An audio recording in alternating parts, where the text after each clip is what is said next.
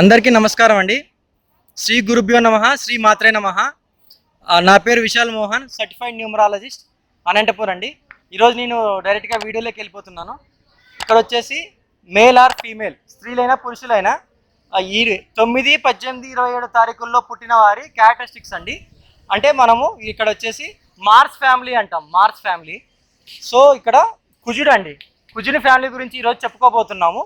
9, 18, 27 తారీఖుల్లో పుట్టిన వాళ్ళ గుణగణాలు, వాళ్ళ బలహీనతలు, లక్కీ కలర్స్, వాళ్ళ అదృష్ట కలర్లు అండ్ అదృష్ట నెంబర్లు, అంటే లక్కీ నెంబర్స్, అన్లక్కీ నెంబర్స్ కూడా, వాళ్ళ golden timings and lucky dates కూడా. సో ఇవన్నీ కూడా మనం ఈరోజు ఈ వీడియోలో చేయబోతున్నాను. స్కిప్ చేయకుండా జాగ్రత్తగా మొత్తం ఫుల్ వీడియో చూస్తారని మనస్ఫూర్తిగా కోరుకుంటున్నానండి. సో ఇంకా ఇక్కడ 9, 18, 27 తారీఖుల్లో పుట్టిన, అంటే జనవరి నుంచి డిసెంబర్ వరకు ఏ నెలైనా తీసుకోండి, ఈ తారీఖుల్లో పుట్టిన వాళ్ళ క్యారెక్టరిస్టిక్స్ గురించి ఈరోజు మనం మాట్లాడుకుంటున్నాము. సో ఇక్కడ 18వ తారీఖులో పుట్టిన వాళ్ళు వచ్చేసి ఇక్కడ సి కేటగిరీగా, అంటే 2వ కేటగిరీగా తీసుకుంటాము. 9 వాళ్ళని వచ్చేసి ఏ కేటగిరీగా తీసుకుంటాము. ఎందుకంటే 18ని ఇక్కడ మామూలుగా సి కేటగిరీగా ఎందుకు తీసుకున్నాము అంటే, ఇక్కడ ఫాస్ట్ రన్నింగ్ ప్లానెట్ 1 ఉన్నా కూడా దాని పక్కన శని వచ్చింది, సాటర్న్ వచ్చింది. సో 1కి 8కి, అంటే సన్కి సాటర్న్కి కూడా ఎప్పుడు డెడ్ యాంటీ ఉంటుందండి, డెడ్ యాంటీ ఉంటుంది. అంటే ఒకదానికి ఒకటి అస్సలు పడదు. సో ఇక్కడ 1, 8 కలిసి వచ్చింది కాబట్టి మనము దీన్ని లాస్ట్ ప్రయారిటీ కిందగా, లాస్ట్ కేటగిరీ కిందగా మనం పరిగణిస్తున్నాము 18ని. బి వచ్చేసి సెకండ్ కేటగిరీకి ఎందుకు పరిగణిస్తున్నాం అంటే, ఇక్కడ 1, 8 డెడ్ ఆపోజిట్ అండి, బట్ 2, 7 కొంచెం న్యూట్రల్లోనే ఉంటాయి. అందుకే మనము దీన్ని బి కేటగిరీగా అనుకుంటున్నాము. ఇంకా ఏ కేటగిరీ వచ్చేసి 9 అండి. 9 వచ్చేసి 9వ తారీఖులో పుట్టిన వాళ్ళు ఏ కేటగిరీగా తీసుకుంటాం మనము. ఓకే, ఇక్కడ చూస్తే వీళ్ళ బలాలు చూస్తే వీళ్ళు మంచి ఫైటర్స్ అండి. చూడండి, ఇప్పుడు వీళ్ళకు రక్షణ రంగంలో ఎక్కువ ఉంటారు ఇట్లాంటి వాళ్ళు. అంటే మంచి మాస్గా ఉంటారు, ఫైటర్స్గా ఉంటారు, ధైర్యవంతులు.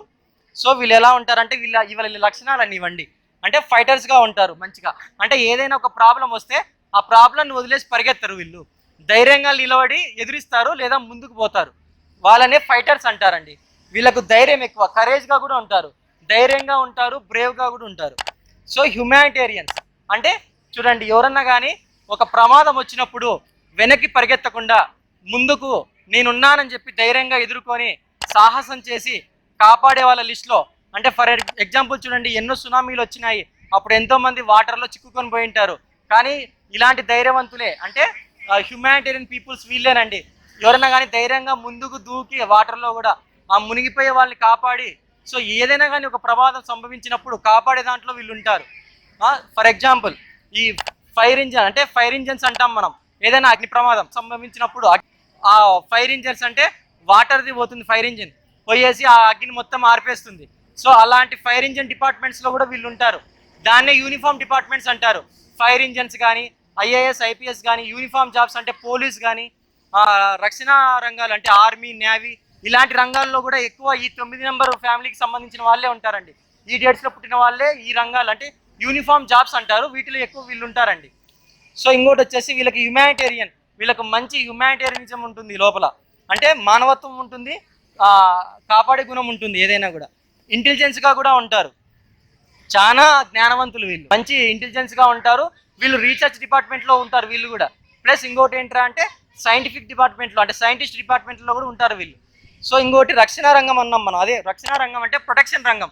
ఏది మన పోలీస్, ఆర్మీ ఇలాంటి డిపార్ట్మెంట్ వాళ్ళలో ఉంటారు వీళ్ళు. యాక్చువల్గా ఈ పోలీస్ యూనిఫామ్ రంగాల వాళ్ళు, పోలీసు, ఆర్మీ, నేవీ ఇలాంటి ఏవైతే ఉన్నాయో అడ్మినిస్ట్రేషన్ అండ్ యూనిఫామ్ డిపార్ట్మెంట్స్, వాళ్ళకి మంచి ధైర్యంగా ఉండాలి. వాళ్ళు ఇంకోటి ఏం కావాలి, వాళ్ళకి హ్యుమానిటేరియన్ అంటే దయాగుణం అనేది ఉండాలి.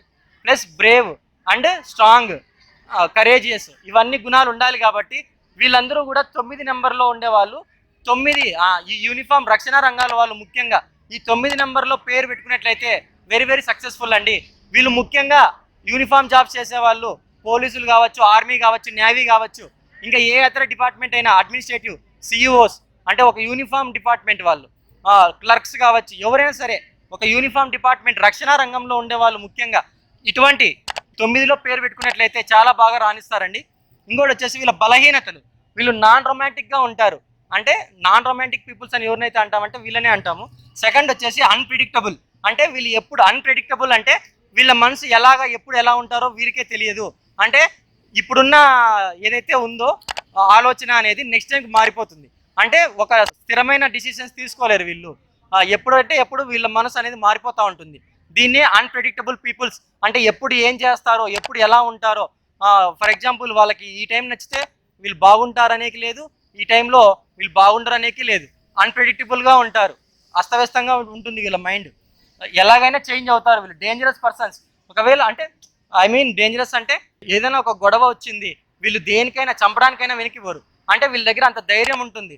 ఏదైనా ఒక మనిషి వచ్చి, వీళ్ళ ప్లస్ పాయింట్స్ ఏంటంటే దీనికంటే కూడా, ఏదైనా ఒక మనిషి వచ్చి నాకు సహాయం కావాలి అంటే ఫస్ట్ ఆ సహాయం చేసే ముందంచెలో వీళ్ళే ఉంటారనమాట. అంటే వీళ్ళు అలా మంచి చేస్తారు, చెడు చేయడానికైనా తెగిస్తారు. సో అందుకే వీళ్ళని అన్‌ప్రెడిక్టబుల్ పీపుల్స్ అన్నాము. ఓకేనా?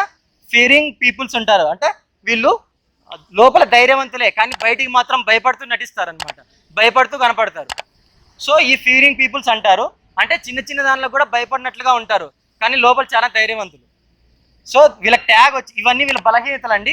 వీళ్ళ ట్యాగ్ వచ్చేసి ధైర్య సాహసే లక్ష్మి. చూడండి, ఇప్పుడు మనం ఏదైనా కూడా ఒక ధైర్యం చేసి ఒక పనికి ముందుకెళ్తేనే మనం సక్సెస్ ఉంటుంది. అదే మనం ధైర్యం చేయకుండా ఇంట్లోనే కూర్చుంటే మనం దేంట్లోనూ కూడా సక్సెస్ అనేది సాధించలేము.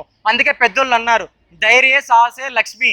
అంటే నువ్వు ధైర్యంగా ఏదైనా ఒక కార్యం అనేది చేపట్టు, నీకు విజయం అనేది లభిస్తుంది, లక్ష్మి అనేది వస్తుంది అన్నారు.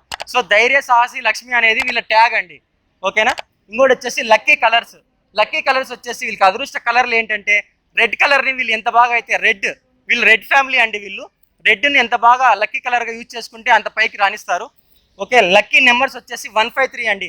ఈ 1, 5, 3 నెంబర్లని వీళ్ళు టోటల్ కూడినట్లయితే లక్కీ నెంబర్స్ కానీ, టోటల్ కూడినట్లయితే లక్కీ బ్యాంక్ అకౌంట్ నెంబర్స్ కానీ, టోటల్ కూడినైతే లక్కీ హౌస్ నెంబర్స్ కానీ, టోటల్ పేరులో వచ్చినట్టుగా కానీ.